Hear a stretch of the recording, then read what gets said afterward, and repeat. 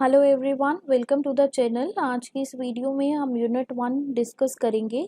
BEd semester third का जो हमारा कोर्स नंबर 301 है, टीचिंग ऑफ इंग्लिश, उसके नोट्स आएंगे। ये स्पेशली फॉर जम्मू यूनिवर्सिटी के लिए, अगर किसी और के भी ये नोट्स में काम आ सके तो अच्छी बात है। तो चलिए स्टार्ट करते हैं बिना देरी किए। तो सबसे पहले हमारे वहाँ पे एक टॉपिक है ऑडियो विजुअल एड्स का। तो इसको मैंने इस तरह से प्रिपेयर किया इस बार, इस यूनिट को, जैसे कि हमें एक क्वेश्चन पेपर में अटेम्प्ट करके आना चाहिए जो हमारे एग्जामिनेशन में आता है। तो बीएड के पेपरों को लिखने का एक पैटर्न होता है, मैंने पहले भी बताया होगा अपने वीडियोस में, कि आपको पहले इंट्रोडक्शन लिखनी होती है, देन मीनिंग्स, देन अगर कुछ इंपॉर्टेंट फीचर्स जो भी पूछे हैं वो, एंड लास्ट में आपको कंक्लूजन लिख के आना होता है। तो मैंने हर टॉपिक के लिए यहाँ पे एक इंट्रोडक्शन भी दे दी है, ताकि अगर आपको इंट्रोडक्शन बनाने में कोई प्रॉब्लम आए तो आप यहाँ से लिख सको। तो चलिए सबसे पहले हम इंट्रोडक्शन को डिस्कस करते हैं। अगर आपको कोई भी क्वेश्चन आता है ऑडियो विजुअल एड के ऊपर, उसके अगर आपको इंट्रोडक्शन लिखनी है तो आप ये इंट्रोडक्शन लिख सकते हैं। और एक बात रही, जो क्वेश्चन हमारे शॉर्ट क्वेश्चन आते हैं उस पे ये इंट्रोडक्शन वगैरह लिखने की कोशिश नहीं करना। अगर आपके पास टाइम है बहुत ज़्यादा और आप लिख सकते हो तो आप लिखो, अदरवाइज अगर आपके पास टाइम नहीं है लॉन्ग क्वेश्चन अटेम्प्ट करने के बाद तो आप शॉर्ट क्वेश्चन में अगर इंट्रोडक्शन छोड़ भी दो तो कोई प्रॉब्लम नहीं होगी, बट लॉन्ग क्वेश्चन में ज़रूर लिख के आना। तो इसमें जो हमने इंट्रोडक्शन लिखी है, तो सबसे पहले मैंने इसमें बताया कि टीचिंग एड क्या होते हैं। टीचिंग एड वो कुछ भी चीज़ है जो टीचर को हेल्प करे टीचिंग करने में या पढ़ाने में काम आए, जिससे क्या होता है जो टीचिंग होती है वो इफेक्टिव हो जाती है और इंटरेस्टिंग हो जाती है। ठीक है, तो हम कहते हैं कि ऑडियो विजुअल एड भी एक क्या है, एक टीचिंग एड है, या फिर जिसको आप कह सकते हो कोई एक इंस्ट्रक्शनल डिवाइस है। इंस्ट्रक्शनल डिवाइस मतलब जो आप इंस्ट्रक्शंस देते हो क्लास में, उसको इंस्ट्रक्शंस देने के लिए जो डिवाइस यूज़ हो वो एक डिवाइस है जो क्या करता है, और वो हमारा मैसेज है वो आगे कन्वे करता है, और इससे हम मैसेज को सुन भी सकते हैं एड्स की वजह से और देख भी सकते हैं। ठीक है, तो ये ऐसे डिवाइस हैं जिसकी हेल्प से आप अपने टीचिंग मटेरियल को स्टूडेंट्स को दिखा भी सकते हो और सुना भी सकते हो। तो in short, audio visual add एक हमारा टीचिंग एड है जो टीचिंग लर्निंग को इफेक्टिव करने में और इंटरेस्टिंग वे में कराने के लिए हेल्पफुल करता है। ठीक है, इतनी सी इंट्रोडक्शन आप लिख देना, बहुत है। नेक्स्ट अब हमारा टॉपिक था कि ऑडियो विजुअल एड होते क्या हैं, मीनिंग क्या है इसका। सबसे पहली बात तो ऑडियो विजुअल एड्स जब आप सुनते हो तो आपको सुनते ही पता लगता है कि ये दो वर्ड से बनी चीज़ है। अब ऑडियो और विजुअल, तो अब ऑडियो का मतलब क्या है, एक ऑडियो एड होगा, एक विजुअल एड होगा। अब ऑडियो एड क्या होता है, ऑडियो एड वो कोई भी एड है या एक इंस्ट्रक्शनल डिवाइस है जिसके थ्रू आप एक मैसेज कन्वे कर सकते हो बच्चों को, या अपनी टीचिंग इंस्ट्रक्शन कन्वे कर सकते हो बच्चों को, पर वो सिर्फ उसको सुन सकते हैं। ठीक है, और विजुअल एड क्या है, विजुअल एड एक वो इंस्ट्रक्शनल डिवाइस है जो आपको हेल्प करता है अपने टीचिंग मटेरियल को बच्चों को दिखाने के लिए। तो अब ऑडियो विजुअल एड क्या हुआ, ये दो वर्ड्स के कॉम्बिनेशन से बना। इसका मतलब कि ऑडियो विजुअल एड एक वो डिवाइस है जो क्या करेगा, एक बच्चों को आपका टीचिंग मटेरियल्स दिखाएगा भी और सुनाएगा भी। ठीक है, ये डिवाइस है जो आपका मटेरियल जो है वो बोथ सेंस में बच्चों को एंगेज करेगा, साइज ऑफ साइट में भी और हेयरिंग में, जिससे क्या होगा, एनहांस होगा आपका टीचिंग लर्निंग प्रोसेस।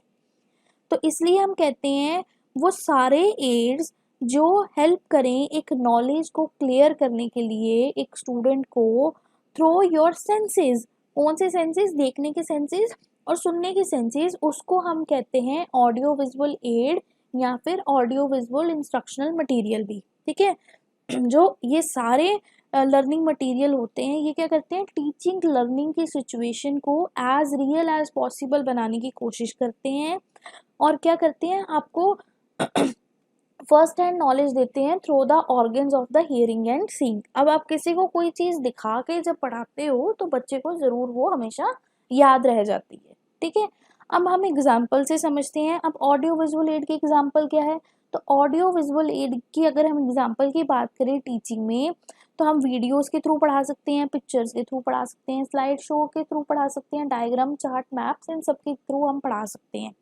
और इन ऑडियो विजुअल एड की हेल्प से हम टीचिंग को एक इंजॉयबल प्रोसेस बना सकते हैं, डायनेमिक बना सकते हैं और एक एक्टिव पार्टिसिपेशन और एंगेजमेंट जो होती है स्टूडेंट्स की, उसको इन्वॉल्व कर सकते हैं।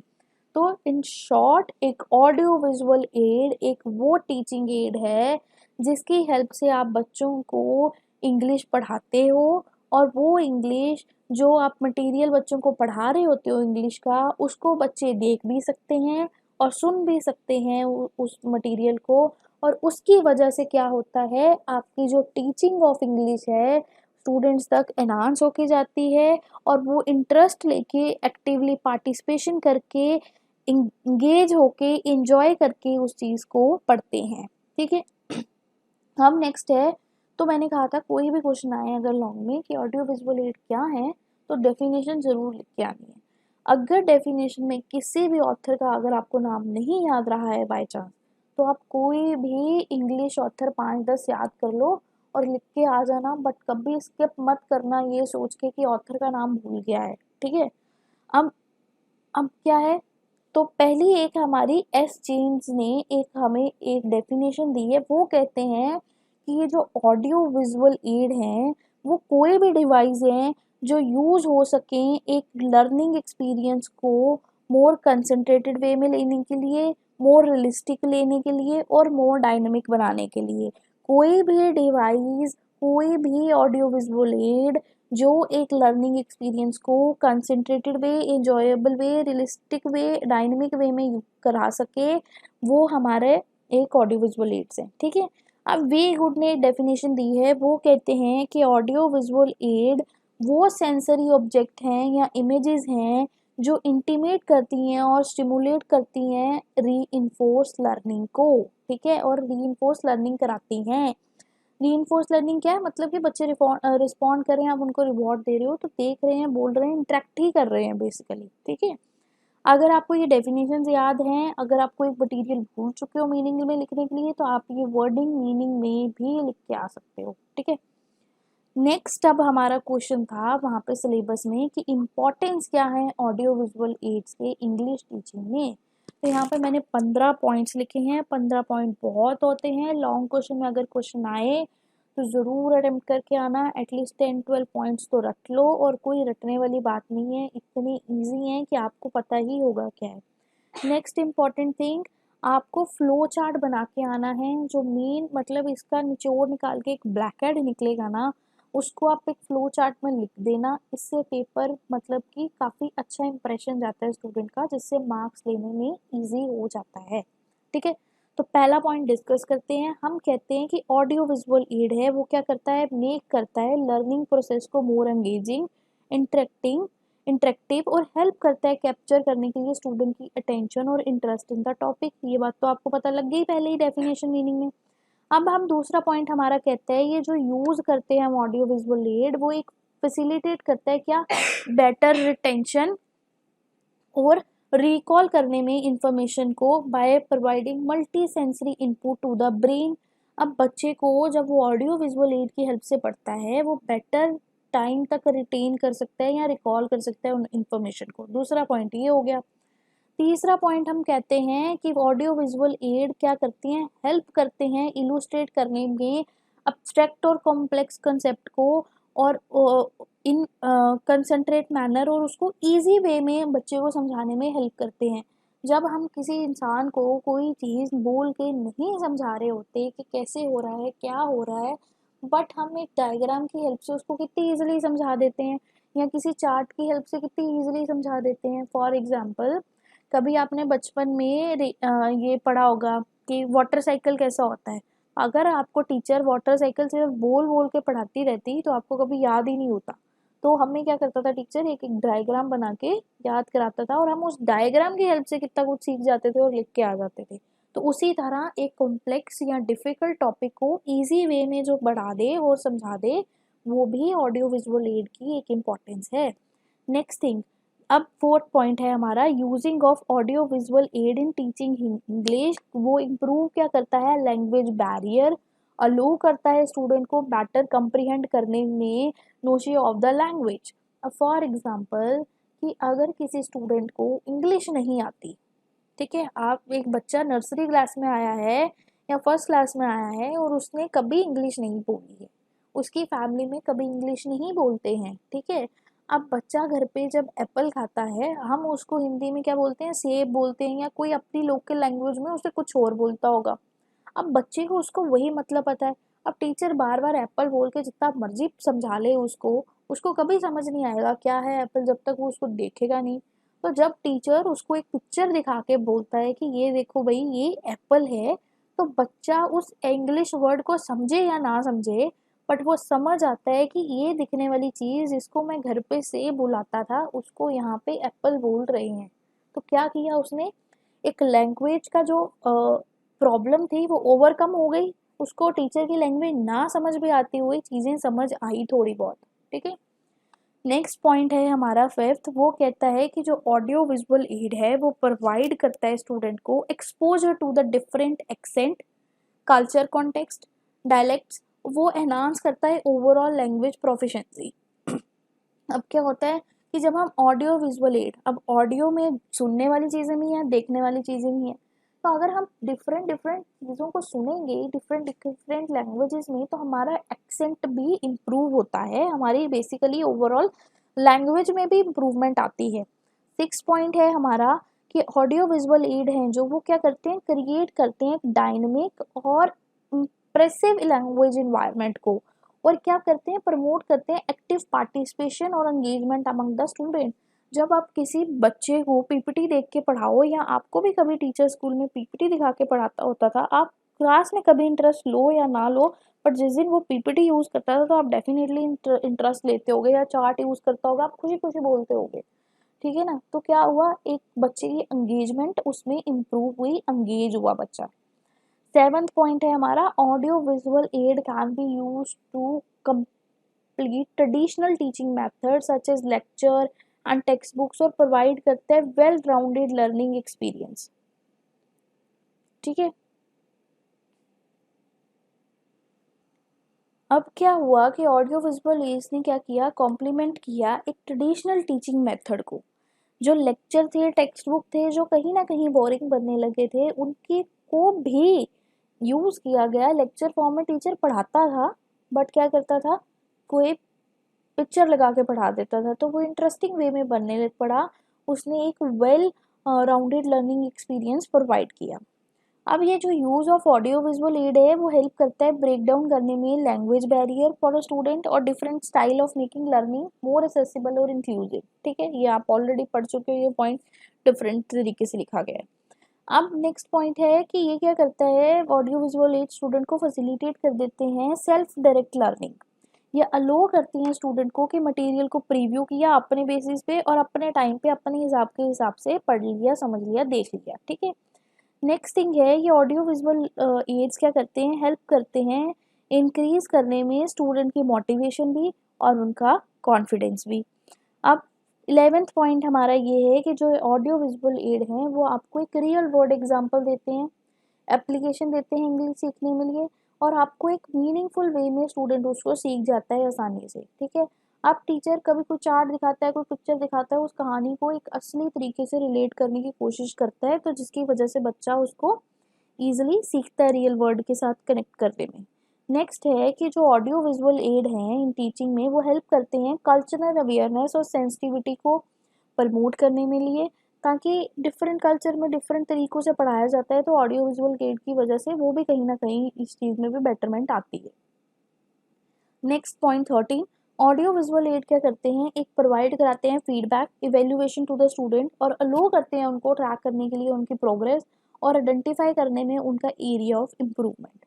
अब नेक्स्ट 14 पॉइंट है, ऑडियो विजुअल एड क्या करते हैं, एनहांस करते हैं उनका कोलैबोरेशन। अब बच्चे इकट्ठे होकर पढ़ते हैं, उनकी कम्युनिकेशन स्ट्रांग होती है, और अपॉर्चुनिटी उनको प्रोवाइड करते हैं कि वो ग्रुप वर्क कर सके और डिस्कशंस भी कर सके। फिफ्थ पॉइंट है हमारा कि कैसे वो हमारी क्रिटिकल थिंकिंग को प्रमोट करते हैं, प्रॉब्लम सॉल्विंग स्किल्स को प्रमोट करते हैं, एनकरेज करते हैं स्टूडेंट को एनालाइज करने में इंफॉर्मेशन को डिफरेंट फॉर्मेट्स में, और सबसे मेन इम्पॉर्टेंट पॉइंट, वो टीचर और स्टूडेंट दोनों की एनर्जी सेव करते हैं। कहीं ना कहीं अगर टीचर टीवी में आपको लगा के कोई कैसेट दिखा के पढ़ा दे तो उसकी एनर्जी भी सेव होती है, और आपकी एनर्जी भी सेव होती है, क्योंकि आपको ज़्यादा कंसंट्रेट करके नहीं सुनना पड़ता, आप मज़े से देखते देखते उसको एंजॉय करके पढ़ते हो, ठीक है। नेक्स्ट पॉइंट है हमारा uses of audio visual aids. कहीं सिलेबस में डायरेक्ट नहीं लिखा गया यूजेस, बट फिर भी मैंने कम लिखी हैं। कहीं ना कहीं इंपॉर्टेंट यूजेस के पॉइंट्स कुछ ना कुछ मिलते जुलते एक जैसे हो जाएंगे, मतलब निचोड़ वही निकलेगा, बट हल्का फुल्का चेंज तो आएगा। तो पहला है कि ये एनहांस करता है आपकी लिसनिंग स्किल को। अब ऑडियो विजुअल एड है, पॉडकास्ट है, रेडियो स्पीचेस सुनते हो तो इससे क्या होता है, आपकी लिसनिंग स्किल्स इंप्रूव होती हैं। तो ऑडियो विजुअल एड ने हेल्प की। दूसरी हेल्प ये आपकी करता है, यूज़ किया जाता है वोकेबुलरी बिल्डिंग में। अब विजुअल एड ने जैसे फ्लैश कार्ड दिखाए, वर्ड बॉल दिखाए, कोई पॉडकास्ट दिखाया, कुछ हुआ, पिक्चर देखी, टीवी देखा, उसकी हेल्प से आपकी वोकेबुलरी भी इंक्रीज हुई। थर्ड है grammar practice. Audio visual aid की हेल्प से आप ग्रामर की प्रैक्टिस कर सकते हो। आप एनिमेटेड वीडियोस देख के ग्रामर सीख सकते हो, ठीक है ना। तो आप किसी की वीडियो पॉडकास्ट सुन के ग्रामर अपनी ठीक कर सकते हो, ये चीज़ हो गई। नेक्स्ट है प्रोनाउंसिएशन प्रैक्टिस कराता है। अब कुछ वीडियो रिकॉर्डिंग टेप्स होती हैं जो आपके प्रोनाउंसिएशन इम्प्रूव करती हैं, ठीक है। आप करेक्ट वे में सुनते हो और फिर उसको बोल के सीखते हो, तो प्रोनाउंसिएशन भी इम्प्रूव हुई। नेक्स्ट है culture awareness. Audio visual aid क्या करता है, यूज़ किया जाता है स्टूडेंट को डिफरेंट कल्चर और कस्टम में सिखाने के लिए। वीडियो और फोटोज़ का यूज़ किया जाता है कि कैसे पीपल रहते हैं, कैसे पीपल देखते हैं, कैसे सेलिब्रेट करते हैं, कैसे डिफरेंट जगह में एक चीज़ को बोला जाता है, या उनका एक्सेंट कैसा है वहाँ का बोलने का, ठीक है। रीडिंग कम्प्रीहेंशन में भी ये काम आता है। इसमें जैसे रीडिंग के लिए आपको सपोर्ट प्रोवाइड करता है, विजुअल स्टोरी टेलिंग कराता है वीडियोस की हेल्प से, या फिर विजुअल रिप्रेजेंटेशन की हेल्प से, बुक की हेल्प से, बड़ी चीज़ों की हेल्प से। राइटिंग प्रैक्टिस में भी कहीं ना कहीं इसका बड़ा इंपॉर्टेंट रोल है। बच्चे क्या करते हैं, ऑडियो विजुअल एड की हेल्प से कुछ सुनते हैं या फिर देखते हैं, और उसके बाद हम बच्चों को कहते हैं कि चलो आप इस पर स्टोरी लिखो, ऐसे लिखो, तो इस तरह से वो क्या करता है, राइटिंग में भी हेल्प करता है। और इंटरेक्टिव लर्निंग, इंटरेक्टिव लर्निंग तो हो ही रही है। बच्चा मज़े लेके पढ़ रहा है, ऑनलाइन क्विज से पढ़ रहा है, कहीं गेम से पढ़ रहा है, कहीं सिमुलेशन से पढ़ रहा है, कहीं फन से पढ़ रहा है, तो एंगेज हो रहा है एक फन एक्टिविटीज़ में और इंटरेक्टिव वे में पढ़ रहा है। अब ये था हमारा ऑडियो विजुअल एड, पहला टॉपिक हमारा कंप्लीट हुआ। नेक्स्ट अब हमें आ सकता है क्वेश्चन कि टीचिंग एड क्या होते हैं, sorry, different types of teaching add. जहाँ पे चॉक बोर्ड वगैरह लिखा है ना, तो वो ऑडियो विजुअल एड के कुछ टाइप्स हैं। तो पहली बात तो कंफ्यूज नहीं होना, अगर आपको types of audio visual ads आए तो चॉक बोर्ड ये सब क्या हैं, आपके एड्स ही हैं। तो अगर ये सब कुछ भी आए तो आप कैसे लिखोगे इसकी इंट्रोडक्शन। सबसे पहले तो टीचिंग एड वो मटेरियल है या टूल है जो टीचर्स को टीचर के द्वारा यूज़ किए जाते हैं ताकि वो बच्चों की हेल्प कर सकें कंसेप्ट को सीखने के लिए। अब टीचिंग और एड दो वर्ड से बने हैं। टीचिंग क्या है कि एक way of imparting the knowledge और स्किल्स, और एड्स क्या हैं जो हेल्प कर सकें असिस्टमेंट में, ठीक है। अब different types of teaching add होते हैं जो इंग्लिश में यूज़ किए जाते हैं। ऑडियो एड होते हैं, विजुअल एड होते हैं, और ऑडियो विजुअल एड दोनों होते हैं। ऑडियो एड्स क्या हो गए, टेप रिकॉर्डर हो गया, रेडियो हो गया जो सुनने जाए सिर्फ। विजुअल एड क्या हो गया, जैसे विजुअल एड अब दो तरह के होते हैं, नॉन प्रिंटेड भी होते हैं, प्रिंटेड भी होते हैं। जैसे पिक्चर होगी वो नॉन प्रिंटेड है, ठीक है, नॉन प्रिंटेड विजुअल एड है। मैप है, चार्ट है। अब प्रिंटेड क्या हो गई, मतलब बुक आ गई, मैगजीन आ गई, न्यूज़पेपर आ गया। और विजुअल ऑडियो एड कौन सी है, जो जैसे पिक्चर्स चलती हुई बोलती हुई, टेलीविजन चलता हुआ बोलता हुआ, उस तरह के एड्स, ठीक है। अब हम क्या करते हैं, अब वो हम ऑडियो विजुअल एड डिस्कस करेंगे जो हमारे बुक सिलेबस में मेंशन है, जैसे ये चॉक बोर्ड। तो पहली बात तो चॉक बोर्ड क्या है, ये मोस्ट कॉमन वाइज जो यूज़ किया जाने वाला हमारा विजुअल एड है। ये ऑडियो विजुअल एड दोनों ही है बेसिकली, तो ठीक है, क्योंकि टीचर यहाँ पे लिख रहा होता है तो अपने मुंह से बोल भी रहा होता है। ब्लैक बोर्ड तो खुद नहीं बोल सकता, बट टीचर जब उसके साथ बोलता है तो वो ऑडियो विजुअल एड बन जाता है। तो डोंट गेट कंफ्यूज कि ऑडियो विजुअल एड नहीं है। अब चॉट बुक क्या है कि ये दीवार के साथ जहाँ तो बंधा होता है या उसके साथ फिक्स होता है, तो उस पर आप वहाँ पे कुछ भी लिख के बच्चों को पढ़ा सकते हो। नेक्स्ट थिंग, अब इसकी इंपॉर्टेंस क्या है, इसकी बहुत सारी इंपॉर्टेंस है। चॉक बोर्ड एक वर्सेटाइल टीचिंग टूल है जो हेल्प करता है आपकी vocabulary, grammar, other language concept सिखाने में। चॉक बोर्ड की हेल्प से आप क्या करते हो, विजुअली रिप्रेजेंट कर सकते हो इंग्लिश के लैंग्वेज को, री लर्निंग करवा सकते हो, टेस्ट ले सकते हो बच्चों का, ठीक है। चॉक बोर्ड अलो करता है विजुअल एड या डायग्राम्स, चार्ट्स वगैरह बनाने के लिए, कनेक्शंस बनाने के लिए लैंग्वेज कंसेप्ट में। चॉक बोर्ड हेल्प करता है टीचर को मॉडल को प्रिपेयर करने में लिए, एक मतलब कहते हैं ना प्रॉपर राइटिंग वे में लिख सके टीचर, स्पीकिंग टेक्निक्स बच्चों को इम्प्रूव करा सके, बच्चों को कहे कि तू आके लिख ले भाई, ठीक है, हेल्प कराए स्टूडेंट को to improve their own writing और स्पीकिंग स्किल। बोल मैंने जो लिखा है देख के वहाँ से उस तरह से भी। चॉक बोर्ड अलो करता है करेक्ट करने के लिए आपके एरर्स और प्रोवाइड करने के लिए स्टूडेंट को फीडबैक। अगर आप वहाँ पे बच्चे का टेस्ट लेते हो ब्लैक बोर्ड पे तो आप क्या कर रहे हो, उसको फीडबैक दे रहे हो और उसमें इम्प्रूवमेंट भी करवा रहे हो। नेक्स्ट 6 पॉइंट है, चॉक बोर्ड एक लार्ज और इजिली विजिबल सरफेस है जहाँ पे लार्ज नंबर ऑफ बच्चों को आप पढ़ा सकते हो लिख के, ठीक है। और चॉक बोर्ड क्या किया जाता है, एक इंटरेक्टिव एक्टिविटी है जहाँ पे आप बच्चों को गेम्स खिला सकते हो, पजल्स खिला सकते हो और उस वे में आप उनको इंग्लिश सिखा सकते हो, ठीक है। चॉक बोर्ड यूज किया जाता है क्रिएट करने के लिए रिकॉर्ड ऑफ अ लेसन। अलो किया जाता है स्टूडेंट को रिव्यू करे कि अपने लेसन को, स्टडी करे कि कंसेप्ट को, वोकेबलरी लेटर्स को। आप मान लो कोई डिफिकल्ट वर्ड आप लिख देते हो या फिर आप बाद में लास्ट में समरी लिख देते हो या फिर आप इंपॉर्टेंट पॉइंट्स लिख देते हो, ठीक है। और चॉक बोर्ड एक मोस्ट इंपॉर्टेंट थिंग लो कॉस्ट टीचिंग एड है जो ज़्यादा पैसे लिए बिना ही बहुत सारे लोगों को पढ़ाता है और अच्छे वे में बच्चों को पढ़ा देता है। 10th पॉइंट है हमारा, चॉक बोर्ड है जो फेमिलियर है as a traditional teaching tool. वो हेल्प करता है create a sense of continuity and familiarity for the student और इम्प्रूव करता है उनकी ओवरऑल लर्निंग एक्सपीरियंस को। नेक्स्ट हमारा अब है हमारे इम्पोर्टेंस के बाद यूज़, कहाँ यूज़ करते हो आप चॉक बोर्ड ऑफ का इंग्लिश में, ठीक है। ये है हमारा विजुअल रिप्रेजेंटेशन में। तो सबसे पहले है चॉक बोर्ड यूज़ किया जाता है विजुअली प्रेजेंट करने में information student. Teacher can write a word sentence examples to help the student to understand the lesson, okay. Demonstrate करने के लिए लैंग्वेज स्ट्रक्चर को चॉक बोर्ड यूज किया जाता है कि डेमोस्ट्रेट किया जाए एक स्ट्रक्चर्ड ऑफ सेंटेंस को, डायग्राम्स को, वर्ड को, वर्ब फॉर्म्स को। इंटरेक्टिव लर्निंग में चॉक बोर्ड का यूज आता है कि आप वर्ड के गेम्स खिलाओ, क्विजेस खिलाओ, ब्रेनस्टॉर्मिंग सेशन कराओ। असेसमेंट में चॉक बोर्ड का यूज आता है, स्पेलिंग टेस्ट करो, ग्रामर एक्सरसाइजेस दो, राइटिंग दो उनको। रिवीजन के काम आता है, ठीक है। रिव्यू कराता है वोकेबलरी को, प्रैक्टिस कराओ आप उनको ग्रामर की। और ग्रुप वर्क में भी काम आता है, जैसे कि आप बच्चों को चॉक वर्क कब चॉक बोर्ड हम कब यूज़ करते हैं, जब हम कोई ग्रुप एक्टिविटीज़ कराते हैं, जैसे रोल प्ले हो गया, डिबेट सेशन हो गया। हम बना देना ABCD मार्क्स दिए हैं हमने, या किसने ये पॉइंट लिखा है बोलो वहाँ पे, उस तरह से। अब नेक्स्ट हमारा जो हमारे वहाँ पे ऑडियो विजुअल एड दिया गया है वो है मॉडल। तो मॉडल क्या होता है, सबसे पहली बात, जब कोई एक्चुअल सब्सटेंस को लेके जाना मुश्किल हो जाए ना क्लास में, ताकि वो बहुत बड़ा है उसको नहीं लेके जा सकते, वो इजीली अवेलेबल नहीं है, तो उस जग टाइम पे हमारे पास क्या होता है, सैम्पल मॉडल्स काम आते हैं जिसकी हेल्प से हम बच्चों को पढ़ाते हैं और सिखाते हैं। मॉडल बेसिकली एक डिफाइंड 3D रिप्रेजेंटेशन होती है एक रियल इमेज की, ठीक है। अब जैसे हम अर्थ तो लेके आ नहीं सकता कोई क्लास में, तो हम क्या करते हैं, ग्लोब ले जाते हैं, ग्लोब से पढ़ाते हैं, ठीक है। तो अब नेक्स्ट थिंग है, जैसे कि ये 3D डिमेंशन है तो इसकी हाइट वेट विड्थ भी होगी। तो और ये क्या करता है, एक हेल्प करता है आपको अंडरस्टैंड करने में लिए क्लियर इजी थिंग को। और मॉडल प्रोवाइड करता है आपको knowledge of the internal as well as उसके एक्सटर्नल थिंग्स की भी, जो पॉसिबल नहीं हो सकती किसी चार्ट की हेल्प के साथ या 2 डिमेंशनल पिक्चर के साथ। नेक्स्ट है अब इसकी इम्पोर्टेंस, ठीक है। इम्पोर्टेंस क्या है हमारे मॉडल के, कि मॉडल क्या करता है, एक रियल लाइफ एग्जांपल आपको प्रोवाइड करता है इंग्लिश लैंग्वेज की, और उसकी हेल्प से आप स्टूडेंट को सिखा सकते हो कोई भी कंसेप्ट इंग्लिश का जो रियल वर्ड में अप्लाई हो सके। मॉडल हेल्प करता है आपको डिफ़िकल्ट टू डिफ़िकल्ट कंसेप्ट को बहुत इजी वे में समझाने में, ताकि बच्चा उसको लंबे समय तक याद रख सके। मॉडल प्रोवाइड करता है स्टूडेंट को एक रेफरेंस पॉइंट जिसको देख के बच्चा खुद उसके बारे में लिख सकता है, क्योंकि उसको दिख रही होती है वो चीज़ सामने हर तरफ से, तो वो खुद लिख सकता है।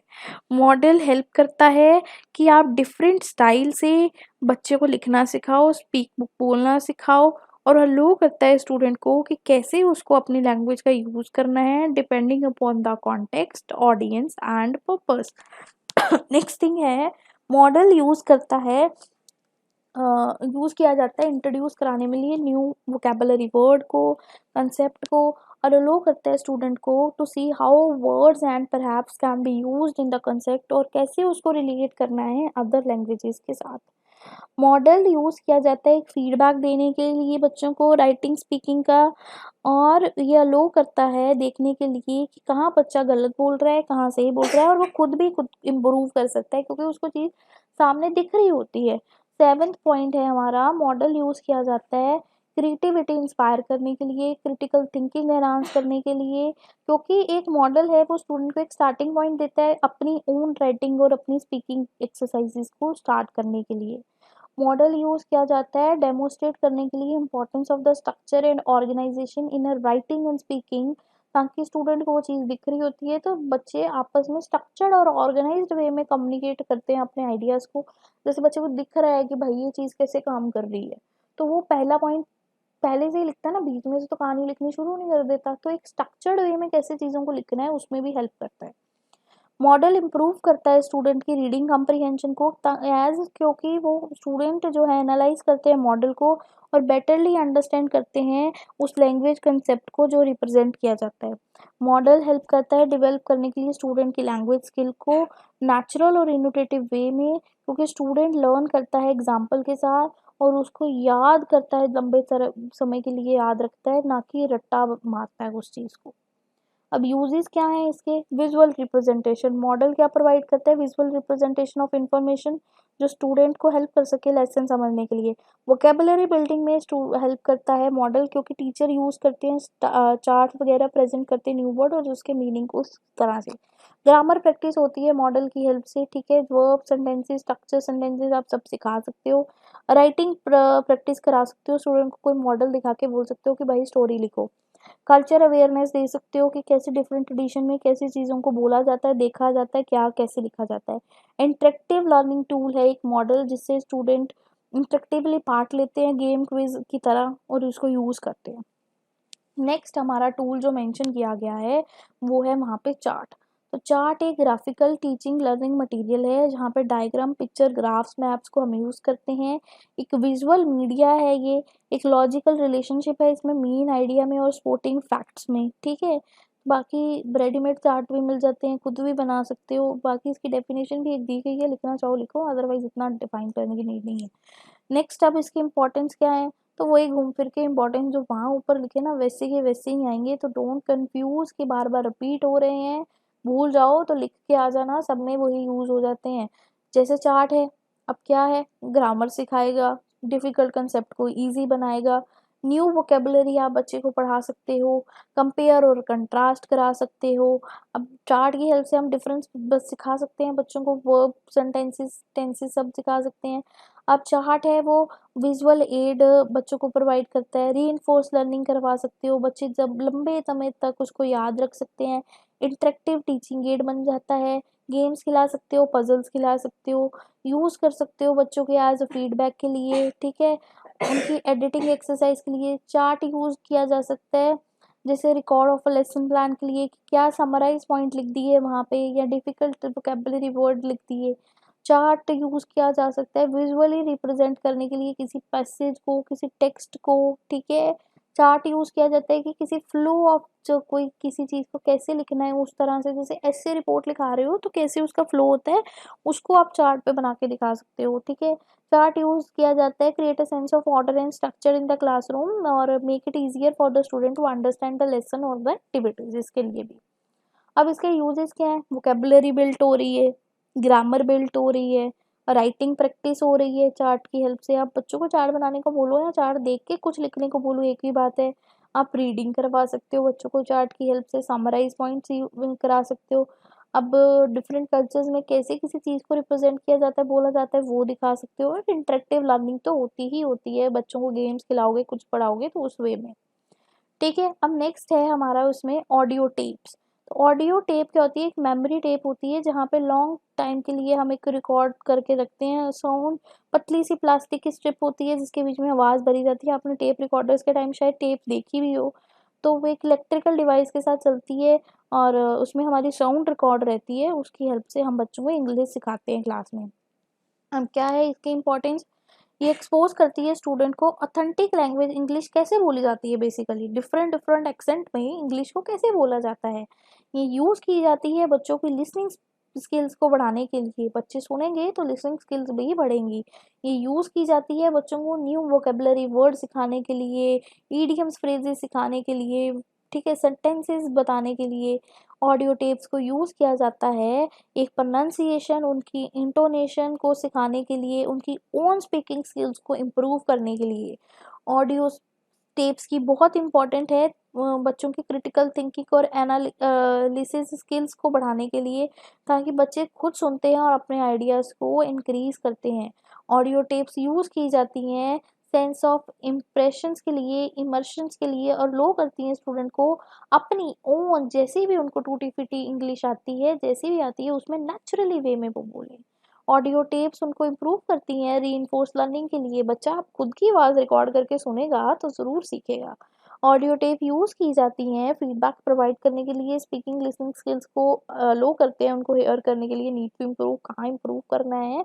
ऑडियो टेप्स को यूज़ किया जाता है इंजॉयबल और इंगेजिंग वे में, कोई इंटरेस्टिंग स्टोरी सुनने के लिए, डायलॉग सुनने के लिए, रिकॉर्ड करने के लिए, बुलवाने के लिए। और ऑडियो विजुअल एड्स इंपॉर्टेंट हैं कि इनकी इंपॉर्टेंस ये है कि वो एक ऑडिटोरी है और जिससे बच्चों की लर्निंग, स्पीकिंग, स्पोकन इंग्लिश, हर तरह की वोकेबलरी या चीज़ों पे एनहांसमेंट आती है। अब कहाँ यूज़ कर सकते हो? लिसनिंग प्रैक्टिस पे यूज़ कर सकते हो, प्रोनाउंसिएशन प्रैक्टिस पे भी यूज़ कर सकते हो, वोकेबलरी इंक्रीज करने में भी यूज़ कर सकते हो। अब रीडिंग कम्प्रीहेंशन, अब कोई रीडिंग मटेरियल है तो वहाँ पे स्टूडेंट सुन रहा है तो रीडिंग सुनना भी एक उसी तरह ही है, रिकॉर्ड करना, ठीक है। अब बच्चे रीडिंग कम्प्रीहेंशन कैसे अच्छा बेसिकली इंक्रीज होगा, आपको जैसे बुक दी है, हमने कहा बोल, देख के बोल, और हम इसको रिकॉर्ड करते हैं, तो उस तरह से इंटरेक्टिव लर्निंग है। गैप, कुछ आप एक्सरसाइजेस दे रहे हो बच्चों को, वहाँ पे कोई टेप रिकॉर्डर चल दिया और आपने उसको बोला कि भाई अब तुझे मैं जहाँ जहाँ फिलिंग द ब्लैंक या स्टोरी सुन के अब तुझे इस पेपर का आंसर देना है, ठीक है। अब लैंग्वेज इनपुट की तरह, ये ऑथेंटिक एक लैंग्वेज इनपुट है जहाँ पे बच्चे एक्सेंट वगैरह सब सीखते हैं। नेक्स्ट मूव करते हैं हम वीडियो टेप्स पे। तो वीडियो टेप एक मैग्नेटिक टेप होती है जहाँ पे स्टोर करते हैं वीडियोस को एज वेल एज साउंड को। जहाँ पे जैसे आपका टीवी है तो ये क्या करता है, वीडियोस और इमेज जिसमें दोनों होती हैं, इवन कि इसमें आपकी आवाज़ भी होती है। अब इसमें इम्पॉर्टेंस क्या है हमारी वीडियो इस टेप्स की, ये प्रोवाइड करती है स्टूडेंट को ऑडिटरी इनपुट और एज वेल एज द देखने वाली विजुअल और ऑडियो इनपुट्स दोनों प्रोवाइड करती हैं, अलो करती है स्टूडेंट को देखने के लिए भी, हेयर करने के लिए भी कंसेप्ट को। वीडियो टेप्स का यूज़ किया जाता है स्टूडेंट को एक्सपोज करने के लिए डिफरेंट एक्सेंट को, कि कैसे भाई इस चीज़ को देख के आप सुन रहे हो तो कैसे बार बार इस चीज़ को बोला जा रहा है डिफरेंट एक्सेंट में। वीडियो टेप यूज़ की जाती है कॉम्प्लेक्स लैंग्वेज को ईजी बनाने में लिए, ताकि बच्चे समझ सकें। वीडियो टेप का यूज़ किया जाता है डेवलप करने के लिए स्टूडेंट की लिसनिंग स्किल्स को, कंप्रीहेंशन स्किल्स को। वो लिसन करते हैं किसी चीज़ को क्लोजली और उसको देख के समझते हैं तो ईजी समझ आता है। नेक्स्ट है, वीडियो टेप यूज़ की जाती है इंट्रोड्यूस करने के लिए कल्चर प्रैक्टिस और custom, helping to develop a better understanding कि कैसे इंग्लिश को डिफरेंट कल्चर में बोला जाता है। नेक्स्ट है हमारा, ये वीडियो टेप्स हैं वो यूज़ की जाती है इंस्पायर करने के लिए स्टूडेंट को, उनके क्रिएटिविटी बढ़ाने के लिए, उनकी क्रिटिकल थिंकिंग बढ़ाने के लिए। वीडियो टेप्स प्रोवाइड करती हैं स्टूडेंट को exposure to the different genres और the literature and the media such as film, documentary, news reporting कैसे की जाती है। वीडियो टेप यूज़ इम्पोर्टेंस है उनकी, या यूज़ की जाती हैं, अलो करती हैं उनको कि कैसे इंग्लिश को कंसेप्ट को रियल लाइफ में हमें बोलना है। वीडियो टिप्स का ये है कि वो स्टूडेंट की प्रेजेंटेशन स्किल्स और पब्लिक स्किल्स को भी एनहांस करती हैं। वीडियो इनकी इंपॉर्टेंट टेप्स की ये इंपॉर्टेंस है कि ये बच्चों में इंटरेक्टिव लर्निंग लेके आती हैं, एंगेजिंग वे में पढ़ाते हैं और उनको ज़्यादा टाइम तक याद रहता है। नेक्स्ट इसके यूज़ क्या है, विजुअल रिप्रेजेंटेशन में यूज़ की जाती है, लिसनिंग प्रैक्टिस में यूज़ कराई जाती है, देख भी रहे हो सुन भी रहे हो, प्रोनाउंसिएशन भी उनकी एनहांस होती है, ग्रामर प्रैक्टिस होती है, डिफरेंट डिफरेंट कल्चर में कैसी चीज़ों को बोला जाता है और इंटरेक्टिव वे में कैसी चीज़ें चलती हैं। अब नेक्स्ट पॉइंट हमारा रहा टेलीविज़न। तो टेलीविज़न तो आप सबको पता ही है कि क्या होता है, कि इंडिया का मीडिया मोस्ट वास्ट, जहाँ पे देख भी सकते हो सुन भी सकते हो। तो जैसा टेलीविज़न था वही ऑडियो वीडियो एड थी, एक ही बात थी, तो अब इम्पोर्टेंस भी वैसी होंगी मिलती जुलती। तो टेलीविज़न की हेल्प से स्टूडेंट क्या कर सकता है, ऑथेंटिक इंग्लिश लैंग्वेज को कैसे बोला जाता है, न्यूज़ ब्रॉडकास्ट कैसे की जाती है, डॉक्यूमेंट्री कैसे की जाती है, ये सीखता है। टेलीविज़न की इंपॉर्टेंस ये है कि स्टूडेंट उसकी हेल्प से डिफरेंट डिफरेंट एक्सेंट में कैसे बोला जाता है ये सीखता है। टेलीविज़न की इंपॉर्टेंस ये है कि स्टूडेंट कैसे अपनी इंग्लिश को इम्प्रूव करना है, कौन से नए वर्ड सीखने हैं वो सीखता है। टेलीविज़न एक स्टूडेंट को प्रोवाइड करता है विंडो उसकी, ताकि वो सीख सके कि डिफरेंट कल्चर्स में इंग्लिश को कैसे बोला जाता है। नेक्स्ट है, टेलीविज़न यूज़ किया जाता है स्टूडेंट की लिसनिंग स्किल्स को, कॉम्प्रिहेंशन स्किल को एनहांस करने में लिए। ये इम्प्रूव करता है स्टूडेंट की प्रोनाउंसिएशन स्किल्स को, इंटोनेशंस को, और रिपीट बार बार करने में, वो सुनने पे चीज़ें बच्चों को ज़्यादा टाइम तक याद रह जाती हैं। टेलीविज़न यूज़ किया जाता है डिफरेंट फिल्म्स ड्रामा की हेल्प से बच्चों को सिखाने के लिए। ये एंगेज करता है स्टूडेंट को सीखने के लिए और मोटिवेट करता है स्टूडेंट को ताकि वो आगे इंग्लिश सीखने में इंटरेस्टेड रहे। डिफरेंट डिफरेंट इंटरेस्टिंग चीज़ों की हेल्प से टेलीविज़न बच्चों को प्रोग्राम सिखाता है। इवन कि आप टेलीविज़न की हेल्प के साथ बड़ी सारी इंग्लिश के लेक्चर लेसन सीख सकते हो। और ये क्या करता है, फैसिलिटेट करता है उनको डिस्कशन करने के लिए। घर से कुछ देख के आते हो तो जब बच्चे देख के आते हैं प्रोग्राम या आसपास साथ बैठ के देखते हैं, उसकी हेल्प से आपस में जब डिस्कस करते हैं तो भी कुछ सीखते हैं। ये इंपॉर्टेंस है इसकी क्योंकि ये सेंस ऑफ इमर्शन लाता है, स्टूडेंट को अलाउ करता है एक्सपीरियंस करने के लिए इंग्लिश लैंग्वेज को। अब इसके यूजेस क्या हैं? विजुअल रिप्रेजेंटेशन है, इन्फॉर्म करता है स्टूडेंट को कि हेल्प करे कि वो understand the lesson. Listening practice में हेल्प करता है स्टूडेंट की, हेल्प करेंगे student to improve the listening skills. ठीक है, प्रोनाउंसिएशन स्किल्स भी उनकी इससे बढ़ती हैं। तो ये हमारा हो गया इसके यूजेस। तो ऑलमोस्ट सब कुछ एक जैसा ही था, तो आप मिक्स मैच करके लिख के आ सकते हो। नेक्स्ट हमारा टॉपिक है इसमें लो कॉस्ट टीचिंग एड क्या होते हैं। तो लो कॉस्ट टीचिंग एड्स की अगर हम बात करें इंट्रोडक्शन की, तो लो कॉस्ट या फिर नो कॉस्ट मटेरियल जो होता है वो रिक्वायर किया जाता है कि जिसमें कम से कम या कोई भी कॉस्ट ना लगाए बिना एक टीचिंग मटेरियल को तैयार किया जा सके। वो मटेरियल एक खाली बिस्किट का पैकेट भी हो सकता है, खाली जूतों का पैकेट भी हो सकता है, एक बोतल का ढक्कन भी हो सकता है, एक खाली सा बड़ा सा डब्बा भी हो सकता है, छोटा डब्बा भी हो सकता है, कुछ भी जो आप पढ़ाने के काम ला सको वो बिना ज़्यादा पैसों का खर्च किए वो हमारे लो कॉस्ट टीचिंग एड हैं। अब मीनिंग क्या है इनका? वो लो कॉस्ट टीचिंग एड एक टूल होते हैं या मटेरियल होते हैं या रिसोर्सेज होते हैं जो अफोर्डेबल और असेसिबल होते हैं, किसको? एडुकेटर्स को, जो एनहांस कराते हैं उनकी टीचिंग और लर्निंग एक्सपीरियंस को। लो कॉस्ट टीचिंग एड एक टिपिकली डिज़ाइन मटेरियल्स होते हैं जो सिंपल टू इजी यूज़ किए जाएं और लो कॉस्ट या रिसाइकल्ड मटेरियल से बने हो। ठीक है, लो कॉस्ट टीचिंग एड को रेफर किया जाता है एज अ एड जो प्रिपेयर करे simple material costing very little bye involving teacher और स्टूडेंट। ये इन्वॉल्व करता है मिनिमल और नील इनपुट ऑफ अ कॉस्ट और ये में बनाए जा सकते हैं नॉर्मल हाउस होल्ड वेस्ट से, डिस्कार्डेड आइटम से या फिर जो अवेलेबल है नेचुरली इन्वायरमेंट में आइटम्स उनकी हेल्प से। Low cost teaching aid use किए जाते हैं nursery, primary, middle secondary, senior secondary हर लेवल पे। अब इसके एडवांटेजेस क्या हैं लो कॉस्ट के? लो कॉस्ट टीचिंग एड एक तो अफोर्डेबल है, दूसरा ये असेसिबल है। ठीक है, low cost teaching add easily improvised कराते हैं और क्रिएट किए जा सकते हैं मटेरियल में जो आसपास अवेलेबल हो। लो कॉस्ट टीचिंग एड हैं वो कस्टमाइज और ट्रेल्ड किए जाते हैं अपनी नीड के हिसाब से। लो कॉस्ट टीचिंग एड जो हैं हमारे वो एनहांस करते हैं स्टूडेंट की एंगेजमेंट और मोटिवेशन। आप बच्चे को बोलो चार्ट बना के लेके आ तो वो बड़ा एंगेज हो जाता है उसमें। लो कॉस्ट टीचिंग एड हैं वो यूज़ किए जाते हैं टीच करने में लिए री करने में ग्रामर का रूल और वोकेबलरी को। लो कॉस्ट टीचिंग एड यूज़ किए जाते हैं फैसिलिटेट करने के लिए प्री लर्निंग को, कोलैबोरेशन को और स्टूडेंट के वर्क्स को टुगेदर काम करने के लिए। लो कॉस्ट टीचिंग एड यूज़ किए जाते हैं मोर स्टूडेंट्स को कल्चरली और सेंटरडाइज पार्टिसिपेशन के लिए। लो कॉस्ट टीचिंग एड यूँ किए जाते हैं सेंस ऑफ ऑनरशिप और प्राइड अमंग द स्टूडेंट कि उन्होंने खुद को ही टीचिंग एड बनाया, फ्लैश कार्ड्स बना के लाए, चार्ट बना के लेके आए, मॉडल बना के लेके आए और टीचर ने उसको as a teaching aid use किया। Low cost teaching aid use किए जाते हैं डेवलप करने के लिए क्रिटिकल थिंकिंग और एनालिसिस को। ठीक है, low cost teaching add overcome करते हैं लैंग्वेज बैरियर्स को, हेल्प पढ़ा सकते हो ना उनकी हेल्प से। और लो कॉस्ट टीचिंग एड यूज़ करते हैं री लर्निंग को। ठीक है, low cost teaching add facilitate करते हैं एक अच्छी लर्निंग, एक लार्ज क्लासरूम को। लो कॉस्ट टीचिंग एड यूज़ किए जाते हैं प्रमोट करने के लिए इंक्लूसिविटी और एक्सेसिबिलिटी को। लो कॉस्ट टीचिंग एड यूज़ किए जाते हैं सस्टेनेबल और एनवायरमेंटल प्रैक्टिसेस को, रिसाइकल चीज़ों को यूज़ करते हो, एनवायरमेंटल फ्रेंडली होते हैं। लो कॉस्ट टीचिंग एड यूज़ किए जाते हैं इनकरेज करने के लिए टीचर को क्रिएटिविटी और उसकी इनोवेशन को, ताकि टीचर भी क्रिटिकली और क्रिएटिविटी के साथ थिंक करे और आपको पढ़ाए। अब फ़ायदे हैं तो नुकसान भी होंगे। अब नुकसान क्या है कि लो कॉस्ट टीचिंग एड ड्यूरेबल नहीं होते। ठीक है, ये एक अपीलिंग वे में नहीं हो सकते, मे बी कि अच्छे ना दिखते हों as compare to the expensive. Low cost teaching aid may not be effective as conveying the complex concept. क्या पता कि आप जो मुश्किल चीज़ हो आप वो लो कॉस्ट टीचिंग एड से पढ़ा ही ना पाओ। क्या पता कि जो चीज़ मॉडल से पढ़ाई जा सकती है उसको आप एक फ्लैश कार्ड की हेल्प से ना पढ़ा पाओ, ठीक है ना। तो उस तरह से थोड़ा देखा जाए तो ये एक डिसएडवांटेज है। Low cost teaching add not suitable for और लर्निंग स्टाइल्स। हर एक चीज़ के लिए अब लर्निंग स्टाइल में लो कॉस्ट, अगर आपको किसी चीज़ की प्रोनाउंसिएशन सिखानी है तो उसमें लो कॉस्ट टीचिंग एड अगर लेके बैठ जाओगे फ्लैश कार्ड, तो बच्चे की कभी प्रोनाउंसिएशन स्किल इंप्रूव नहीं होगी, क्योंकि वो बोल तो रहा नहीं है ना, बोल तो टीचर ही रहा है।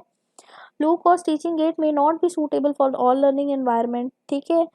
जैसे कोई कहाँ खड़ा होकर बोल रहा है कैसी क्लास है, as they may not be able to withstand the wear and tear of the certain classroom things settings. Low cost teaching aid may require more preparation time, एक तो टाइम चाहिए, टीचर का एफर्ट भी चाहिए। Low cost teaching aid may not be readily available as more as the expensive teaching aid. अब बना बनाया तो मिलेगा नहीं आसानी से। Low cost teaching aid are not versatile और मल्टी फंक्शनल। अब ऐसा नहीं है कि उसको एक जगह यूज़ किया तो दूसरी जगह भी यूज़ आ जाएगा। अब जैसे कोई वीडियो होती है अगर, तो आज कहीं आप उसके साथ प्रोनाउंसिएशन सिखा रहे हो, कल को उसके साथ आप क्या कहते हैं डिफ़िकल्ट वर्ड भी सिखा सकते थे। बट जब बात फ्लैश कार्ड की आती है तो सिर्फ वो डिफ़िकल्ट वर्ड ही बताती है कौन सा है, वो बोला कैसे जाता है रियलिटी में या डिफरेंट एक्सेंट में उसको कैसे बोला जाएगा इंग्लिश में, वो आप नहीं सीख सकते फ्लैश कार्ड की हेल्प से। Low cost teaching aid may not be as professional and academical rigorous, which could be potentially impact the revised value or effectiveness of the classroom. अब बहुत सारे डिफरेंट लो कॉस्ट टीचिंग एड होते हैं English में, जैसे कि flash card, simple card जो use किया जा सके वोकेबलरी, ग्रामर या किसी भी लैंग्वेज के कंसेप्ट को पढ़ाने के लिए, उसको हम बोलते हैं flash card. Picture book, children की बुक्स को कलरफुली वे में यूज़ किया जा सके पढ़ाने में, वो भी एक हमारा लो कॉस्ट टीचिंग एड है। वाइट बोर्ड, आपका ब्लैक बोर्ड को यूज़ किया जाए आपके इंग्लिश कंसेप्ट पढ़ाने के लिए, वो भी आपका टीचिंग एड है। वर्ड वॉल्स, डिस्प्ले करो की वोकेबलरी वर्ड्स को और उनको बोलो, किसी को कंस्ट्रक्शन ऑफ पेपर या कार्डबोर्ड की हेल्प से बन जाते हैं तो वो एक लो कॉस्ट टीचिंग एड है। सॉन्ग्स, बच्चे को किसी सॉन्ग की हेल्प से या उसकी लिरिक्स की हेल्प से आप उसको सिखा रहे हो, ठीक है, वो है। रोल प्ले की हेल्प से, अगर आप डायलॉग्स की हेल्प से बच्चों को सिखा रहे हो तो लो कॉस्ट टीचिंग एड है। बच्चे उठाए, रोल प्ले कराया, हो गया, ठीक है। बोर्ड गेम्स खिला रहे हो आप बच्चों को, स्क्रैम्बल खिला रहे हो उनकी वोकेबलरी इंक्रीज करने के लिए, पॉडकास्ट सुना रहे हो, ठीक है। और स्टोरी बोर्ड्स कर रहे हो, इलस्ट्रेट करा रहे हो स्टोरी बोर्ड्स की हेल्प से। और DIY सॉरी, तो जैसे कोई पॉप स्टिक्स की हेल्प से या कोई पाइप की हेल्प से या कुछ कैसे उनको बोलते हो कुछ बना के लेके आओ, अच्छा सा टूल बना के लेके आओ जिसकी हेल्प से आप इंग्लिश सीख सको, तो वो भी हमारे क्या है, एक लो कॉस्ट टीचिंग एड है। अब उन्होंने कहा था कि आपको इलेबोरेट करना है कोई भी एक लो कॉस्ट टीचिंग एड, तो मैं इसको करती हूँ जैसे फ्लैश कार्ड को सबसे ईजीएस्ट है, याद रहेगा। अगर कोई एग्जांपल देके कह दे तो क्या लिखना है आपने कि फ्लैश कार्ड एक सबसे लोएस्ट और ईजीएस्ट लो कॉस्ट टीचिंग एड है इंग्लिश पढ़ाने में लिए। अब कैसे यूज़ होगा, अब आप क्या करोगे, मटेरियल लोगे जो अफोर्डेबल है और रेडिबली अवेलेबल है, ठीक है। और फिर आप क्या करोगे, राइट करोगे उस पर one English word on the one side and the definition of और a picture on the another side. This will help the student to associate the word with its meaning और द विजुअल रिप्रेजेंटेशन। अब आप क्या करोगे, organise कराओगे flash card को। You organise the flash card by the category, by the theme, even the alphabetical manners, connection between the words, इस तरह से भी कर सकते हो। और यूज़ कर सकते हो उनको डिफरेंट एक्टिविटीज़ में, जैसे आप वैरायटी ऑफ एक्टिविटीज जैसे मेमोरी गेम्स में, वॉचिंग गेम्स में, इवन की कन्वर्सेशंस में यूज़ कर सकते हो। इन्वॉल्व करोगे स्टूडेंट को फ्लैश कार्ड बनाने के लिए, दो आपने बनाए तो बाकी बच्चों को कहोगे भाई बना के लेके आना डिफिकल्ट वर्ड्स के, ठीक है। और keep them in organize, flash card को आप एक अच्छे से बॉक्स या इन्वेल्प में रख सकते हो जहाँ पे वो सेफली पड़े रहें, ठीक है। तो ये फ्लैश कार्ड ना आपको ना जब आप अभी थर्ड सेम में आपकी TP होगी ना उसमें बड़े काम आएंगे। आप फ्लैश कार्ड की हेल्प से ना बच्चों को पढ़ाओगे तो ये बहुत अच्छा तरीका है इसको लिख के आने का, तो ईजीएस्ट भी है इसलिए मैंने इसी को ये लिखा। अब वहाँ पे बेसिकली आपका टॉपिक था preparation of a low cost teaching add in a different levels. तो डिफरेंट लेवल मतलब एलिमेंट्री, प्राइमरी, मिडिल स्कूल, इस तरह का। तो अब प्रिपरेशन अगर करनी हो तो एलिमेंट्री लेवल पे हम फ्लैश कार्ड बनाते हैं, ठीक है। क्या flash card can be easy to make and can be use for the vocabulary building, sentence formation और ग्रामर प्रैक्टिस। वर्ड वॉल्स की हेल्प से, चार्ट पोस्टर की हेल्प से हम न्यू वोकेबलरी को सिखा सकते हैं। स्टोरी बुक्स की हेल्प से बच्चों को हम स्टोरी कंस्ट्रक्शन या फिर चीज़ों को देखना पहचानना भी सिखा सकते हैं। मिडिल स्कूल में जब हम आते हैं हम उनको इंटरेक्टिव ग्रामर चार्ट्स का यूज़ करते हैं, जो अलाउ करते हैं स्टूडेंट को प्रैक्टिस करने के लिए वर्ब सेंटेंसेस, टेंसेस को, अदर ग्रामेटिकल स्टेप्स को। वर्ड गेम्स फिर हम उनको खिलाते हैं, क्रॉस वर्ड वगैरह, ठीक है। वोकैबुलरी बिल्डिंग एक्टिविटीज़ हम उनको कराने लगते हैं, जैसे वर्ड मैचिंग, सेंटेंस कंप्लीशन, ठीक है, उस तरह से। अब जब हम हाई स्कूल में पहुंच जाते हैं फिर क्या होता है, डिबेट और डिस्कशन होने लग पड़ती हैं। तो अब ये भी तो एक टीचिंग एड ही है, पढ़ा रहे हो ना आप किसी को। फिर लिटरेचर एनालिसिस, पोस्टर्स बनवाते हो, क्रिएट कराते हो पोस्टर जो प्रोवाइड करे स्टूडेंट को गाइडेंस की कैसे एनालाइज करना है आपको लिटरेचर को, की टर्म्स और उनकी स्ट्रेटजीज लिख के आओ। ग्राफिक ऑर्गेनाइजर्स होते हैं, जैसे वो माइंड मैप्स होते हैं, वेन डायग्राम्स होती हैं मैथ्स में जो आपने पढ़ी थी, वो होते हैं हमारे बेसिकली ग्राफिक ऑर्गेनाइजर्स, ठीक है। उसकी हेल्प से आप बच्चों को चीज़ों को कनेक्ट करना सिखाते हो। अब कॉलेज लेवल पे जब हम पहुंच जाते हैं हम उनको कहते हैं वीडियो लेक्चर बना के लेके आओ, डिजिटल रिसोर्सेज, ऑनलाइन क्विज ले खेल लो, पढ़ लो, इंटरेक्टिव ग्रामर सीख लो, और जैसे क्या कहते हैं वोकेबलरी फ्लैश कार्ड्स बना लो। और ओवर जब हम प्रोफेशनल लेवल पे पहुंचते हैं तो हम इंडस्ट्री स्पेसिफिक टीचिंग एड्स जैसे बिजनेस इंग्लिश की वर्कशीट, ईमेल टेम्पलेट्स का यूज़ करते हैं। मल्टीमीडिया के ऊपर प्रेजेंटेशंस बना के बच्चों को इंग्लिश पढ़ाते हैं। जैसे ऑनलाइन आर्टिकल्स की हेल्प से या पॉडकास्ट की हेल्प से बच्चों को सिखाते हैं, बड़ी बड़ी चीज़ें लाने के बजाय। तो ये हमारे थे लो कॉस्ट टीचिंग एड्स। नेक्स्ट हमारा है लिटरेरी क्लब्स क्या होते हैं। तो लिटरेरी क्लब्स हमारे वो होते हैं जो schools magazine and debates, literary club schools magazine and debate help करती है हमारे इम्प्रूव करने के लिए। पहली बात तो लिंग्विस्टिक स्किल्स को लिटरेरी क्लब्स हैं वो एनहांस करते हैं to practice the English in the relaxed informal environment to meet with the new people. अब पढ़ते हैं, ये तो इंट्रोडक्शन थी। तो लिटरेरी क्लब बेसिकली होते क्या हैं। क्लब तो आप सबको पता होगा कि क्या होता है, कहीं घूमने गए होगे, कहीं सुना होगा कौन सा क्लब होता है। तो उसी तरह का एक क्लब जो पढ़ने में काम आए उसको कहा जाता है लिटरेरी क्लब। लिटरेरी क्लब एक वो प्लेस है जहाँ पे आप लैंग्वेज सीख सकते हो, और वो भी English, in a casual setting में। एक प्लेस है जहाँ पे स्टूडेंट मीट करते हैं, रीड करते हैं, राइट करते हैं, सीखते हैं। Literary club is more than just a club for reading and writing. ये एक प्लेस है जहाँ पे स्टूडेंट आते हैं, अपने थॉट्स को शेयर करते हैं, अपनी लाइफ को शेयर करते हैं, अपने इश्यूज को शेयर करते हैं, अपने एक्सेंट को शेयर करते हैं। ये प्रोवाइड करता है अपॉर्चुनिटी इंग्लिश लैंग्वेज को सीखने के लिए, ठीक है, इन रिलैक्स्ड और फ्रेंडली सिटिंग में। अब यूज क्या है इसका, promote reading comprehension. Literary club क्या करते हैं, प्रमोट करते हैं, अपॉर्चुनिटी देता है उनको रीडिंग कम्प्रीहेंशन स्किल को एनहांस करने के लिए। डिस्कस करो, एनालाइज करो, रीड करो। Foster vocabulary execution. अब लिटरली क्लब इंट्रोड्यूस करता है न्यू वोकेबलरी वर्ड। अब 10 बंदे बैठ के सीख रहे हो, कोई कुछ बोलेगा तो आपको भी वोकेबलरी का वर्ड आएगा। एनकरेज करता है क्रिटिकल थिंकिंग को। अब वहाँ पे कोई चीज़ आपने देखी है, आप उसको क्रिटिकली थिंकिंग करोगे और कोई नई चीज़ सीखोगे। डेवलप करता है क्रिएटिव राइटिंग स्किल्स को। अब लिटरेरी क्लब में अगर आपको स्पेस में आपको कोई टॉपिक दिया जाए या बोला जाए आपस में, चल यार इस पे लिखते हैं आज, तो राइटिंग स्किल्स इंप्रूव हुई, स्पीकिंग स्किल्स इंप्रूव हुई, ठीक है। जब किसी के साथ इंग्लिश में बात करोगे तो इंप्रूव होगा, किसी की कोई बात सुनोगे लिसनिंग स्किल्स इंप्रूव होगी, कल्चर अवेयरनेस आएगी कि भाई इसकी लैंग्वेज में ऐसा बोला गया, इसकी लैंग्वेज में ऐसा बोला गया, इसकी लैंग्वेज में एक्सेंट था, ये ऐसे करके वर्ड को बोलता था, ठीक है, इंग्लिश का। मोटिवेशन फॉर अ स्टूडेंट, ये हेल्प करता है स्टूडेंट को रीडिंग लव प्रोवाइड करने में। रीडिंग राइटिंग के लिए मोटिवेट करता है स्टूडेंट को। एक को देखते हो दूसरे को देखते हो तो कुछ मन करता है करने का। एनकरेज करता है कोलैबोरेशन, आपस में मिलते हो जुलते हो, उसकी चीज़ें सीखते हो, अपनी चीज़ें सिखाते हो उसको, तो कोलैबोरेशन बढ़ती है। लीडरशिप स्किल आती है, क्या पता वहाँ पे कुछ ऐसा होता हो भाई एक वीक के लिए तू लीडर बनेगा, ठीक है। प्रमोट करता है, आपकी पर्सनल ग्रोथ होती है उससे। और क्या कहते हैं, एनालिटिकल स्किल्स बढ़ती हैं आपकी, कॉन्फिडेंस डेवलप होता है आप में, लाइफ लॉन्ग लर्निंग रहती है क्योंकि आपने किसी से सीखी होती है किसी की बात समझ के। और एक क्रिएटिविटी का आउटलेट है ये, और आपकी बेसिकली ओवरऑल लैंग्वेज प्रोफिशिएंसी को एनहांस कर देता है, ठीक है। अब बात आती है स्कूल मैगजीन की। तो स्कूल मैगजीन एक सर्व किया जाता है as a tool of communication, creativity and communicative building within school. तो ये क्या करता है, ये प्रोवाइड करता है आपको लर्निंग अपॉर्चुनिटीज भी ऑल्सो, ठीक है। अब स्कूल मैगजीन एक क्या होती है, पब्लिकेशन होती है जो स्टूडेंट और स्टाफ मेंबर या स्कूल के द्वारा बनाई गई होती है। ये मैगजीन कवर करती है पूरा सब कुछ कि आपका स्कूल कैसा है, कौन प्रिंसिपल है, कौन स्टूडेंट है, कौन टीचर है, कैसी गेम्स हुई, बच्चों ने क्या लिखा, उनकी क्या राइटिंग थी, कि क्या फोटोग्राफ्स थी, कौन सी गेम्स हुई, कौन से अवार्ड मिले, किसको मिले, कैसा रिजल्ट रहा, उस तरह की। तो ये आपको स्कूल मैगजीन सबको पता है क्या होती होगी। अब उसके यूज़ क्या हैं, ये इनकरेज करती है स्टूडेंट को लिखने के लिए। आपने बचपन में जब आप स्कूल में होगे या कॉलेज में होगे तो जब मैगजीन छपती थी आपके पास भी आते थे ना कि मैगजीन प्रिंट हो रही है, कुछ अच्छा सा लिख के लेके आना, आपका मैगजीन में आएगा। तो बच्चे क्या करते हैं, क्रिएटिविटी उनकी इंक्रीज होती है, writing creativity. Encourage a student to write a non fiction. अब वो स्कूल मैगजीन के ऊपर लिखते हैं, एक आर्टिकल लिखते हैं, बिना अपनी किताबी भाषा से बाहर आके कुछ लिखते हैं।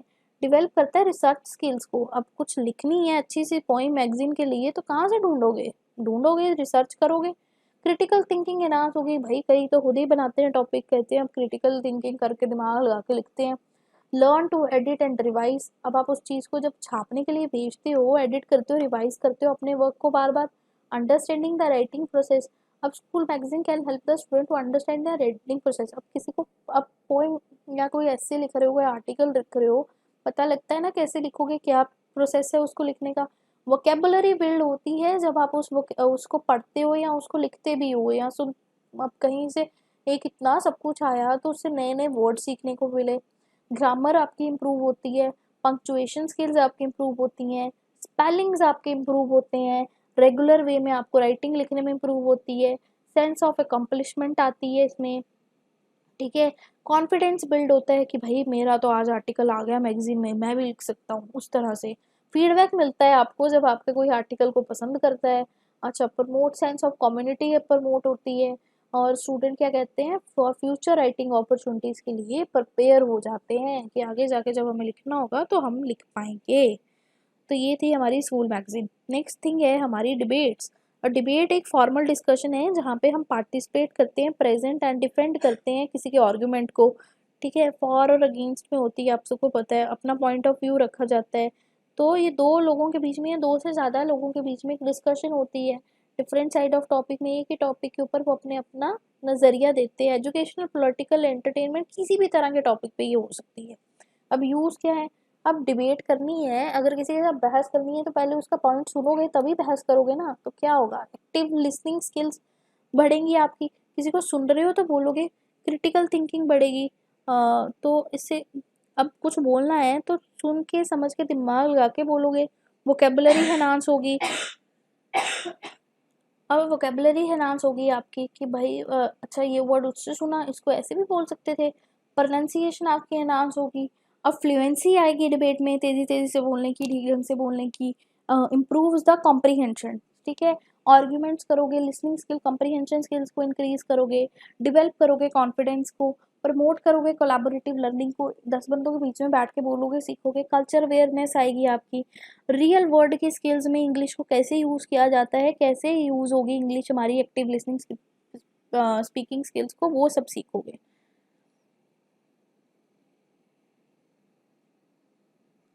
नेक्स्ट हमारा एक टॉपिक था उसमें, enactment of the activities in the classroom.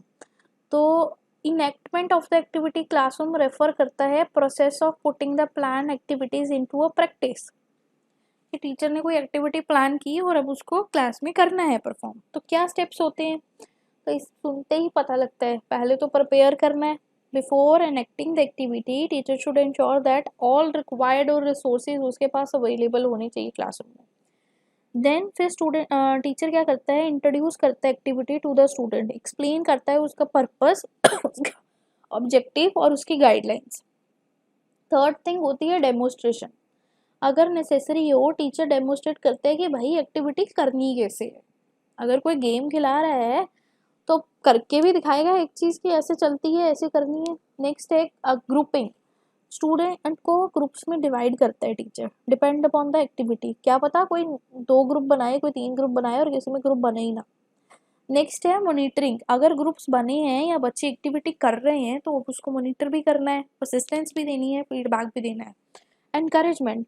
अब टीचर को एनकरेज करना है स्टूडेंट को कि भाई पार्टिसिपेट कर, कहीं नहीं कर रहे तो मोटिवेट भी करना है। और फिर है असेसमेंट। अब असेस करना है स्टूडेंट को, परफॉर्मेंस उसकी एक्टिविटी को इवेलुएट करना है, टॉपिक को, उसकी अंडरस्टैंडिंग को। ठीक है, फिर है D briefing. After the activity student teacher क्या करती है, डी ब्रीफ करती है स्टूडेंट को, उसको रिफ्लेक्ट पूछती है कि भाई तूने क्या सीखा, what you have learn, how you can apply it in your real life situation, ठीक है। फिर रिफ्लेक्शन, टीचर क्या करती है, रिफ्लेक्ट करती है, should reflect on activity, valuate करती है इसकी इफेक्टिवनेस, आइडेंटिफाई करती है उसके area of improvement. And last is the revision based on the reflective reflection और फीडबैक। तो जो टीचर होता है वो रिवाइज करता है एक्टिविटी को और मोर इफेक्टिव वे में या इंगेज करा के स्टूडेंट को अगले नेक्स्ट टाइम करने के लिए काम करता है उस पर। Now the primary role of a teacher in the multidimensional language class is establish the condition and develop the activities, so कि स्टूडेंट जो है वो प्रैक्टिस कर सके लैंग्वेज को मीनिंगफुल कॉन्टेक्स्ट में, ठीक है। अब नेक्स्ट चलते हैं, अब हमारी है डिफरेंट एक्टिविटीज। लिस्निंग में क्या है, लिस्निंग इन्वॉल्व करती है paying attention to spoken language और understand the process and its meaning. Important skill है इंग्लिश की, ठीक है। लिसनिंग क्या है, to audio recordings of English speaker can and answering the question based upon the context. तो क्या है, एक्टिविटी है इंग्लिश लिसनिंग की। Pairing the student, to have one student describe the picture और a scene while the other will listen it. Listen to the song and the podcast in English and discuss its lyrics and the context. Watching the short video clip and then summarizing it. Role playing activities with the student and respond to the partner to speech or a conversation or presentation. अब speaking की भी कुछ activities होती है। तो speaking क्या होती है, ability to communicate using a spoken language, ठीक है। अब क्या एक्टिविटीज है, रोल प्ले एक्टिविटी है जिसमें स्टूडेंट एक्ट आउट करेगा एक रियल लाइफ सिचुएशन को कि कैसे भाई ऑर्डर कर रहा हूँ कोई फूड रेस्टोरेंट में जाके, तो कैसे कर रहे हैं। Pairing of student to have a conversation एक गिवन टॉपिक पे करेंगे। Given presentation on a chosen topic दे सकते हैं, डिबेट कर सकते हैं, मॉक इंटरव्यू करा सकते हो, स्टोरी टेलिंग एक्टिविटीज करा सकते हो। तो जैसे speaking games, who I am, मैं कौन हूँ, मेरा फेमस पर्सन कौन है, मेरा नाम बताओ, ठीक है, कुछ एक्टिंग करके। और प्रोनाउंसिएशन ड्रिल्स भी की जा सकती हैं कि कहाँ स्ट्रेस देनी है, वर्ड को कैसे बोलते हैं, क्या एक्सेंट है, उस तरह से। Next is a reading activities. अब रीडिंग क्या है, अंडरस्टैंड करना किसी रिटन लैंग्वेज मटेरियल को, इंटरप्ट करना उसके सिंबल्स को, कनेक्शन को और सीखना। अब इसकी एक्टिविटीज क्या है, reading comprehension exercise where the student can read the passage and answer the question based upon it. Vocabulary building activity जहाँ पे स्टूडेंट लर्न करे न्यू वर्ड को through the reading and use them in the sentence. Silent reading sessions where the student read a book और article, जहाँ पे उनको silently समझे, उसको स्किमिंग और स्कैनिंग करे, ठीक है, बुक की क्विक फाइंड करे या स्पेसिफिक इन्फॉर्मेशन को लाउडली क्लास में बोले और डिस्कशन करे ग्रुप्स में स्टूडेंट के साथ एक बुक के बारे में, समराइज करे एक्सरसाइजेस को, ठीक है। क्लोज रीडिंग एक्सरसाइज करे जहाँ पे स्टूडेंट एनालाइज करे लैंग्वेज को और structure of the text in detail. Last one is हमारी राइटिंग एक्टिविटीज। तो राइटिंग एक एबिलिटी है कि कम्युनिकेट करने के लिए with the help of the written language, ठीक है, प्रॉपर ग्रामर, वोकेबुलरी, सेंटेंस सबको यूज करके। तो एक्टिविटी क्या है, फ्री राइटिंग एक्सरसाइज हो कि जहाँ पे स्टूडेंट लिखे non stop for the steps of a period of a time. Journal activity, बच्चों को बोला कि भाई तूने अपनी रोज घर जाके डायरी लिखनी है, तूने क्या देखा क्या किया सारा दिन में।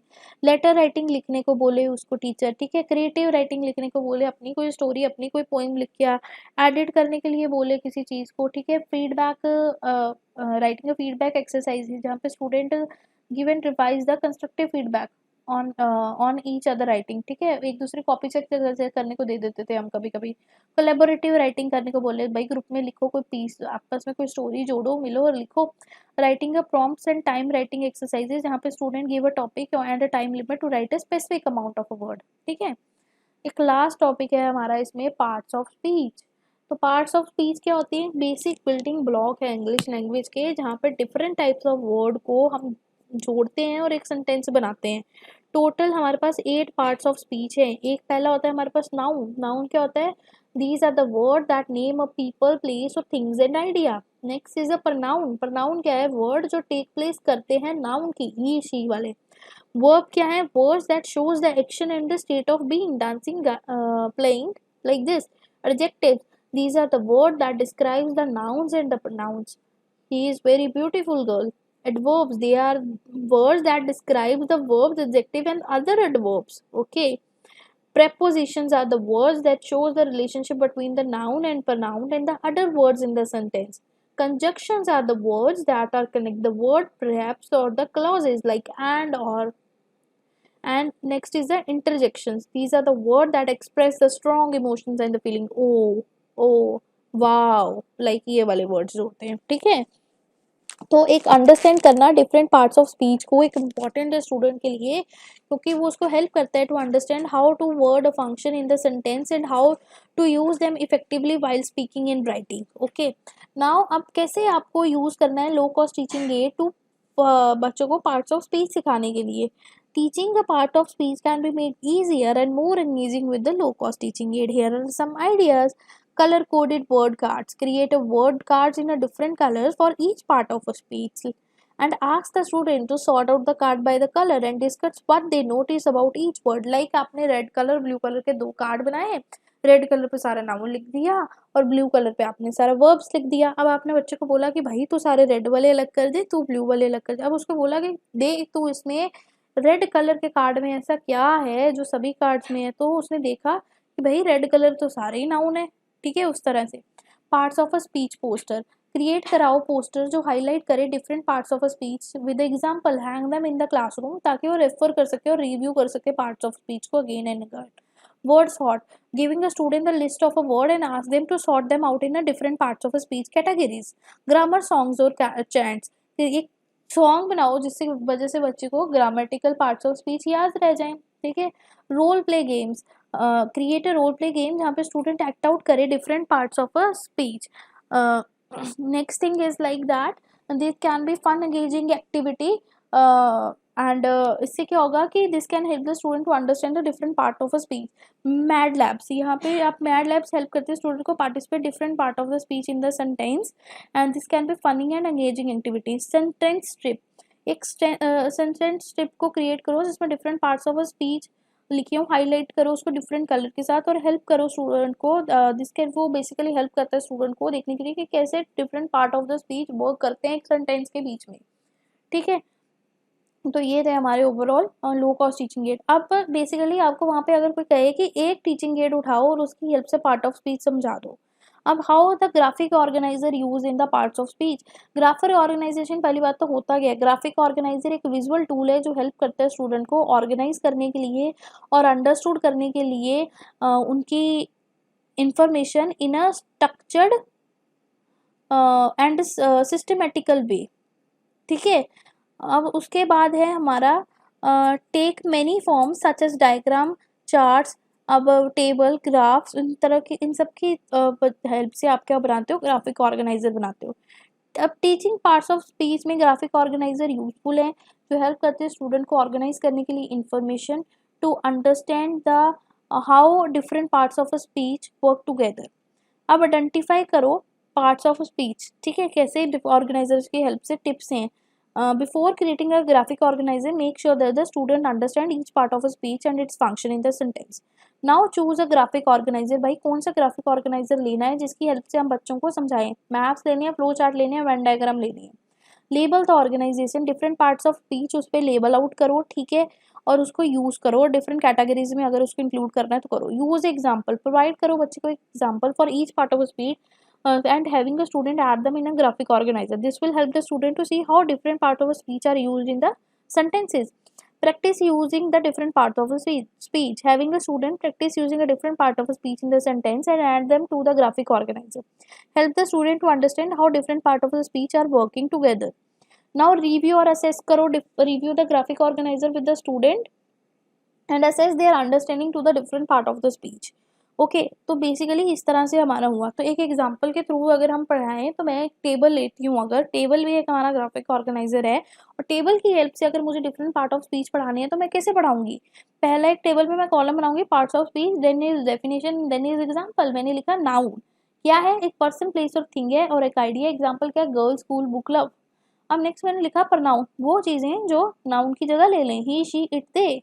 Next is the word, verb कौन, action, verb, state, pace, run, jump, think, is, ठीक है, उस तरह से।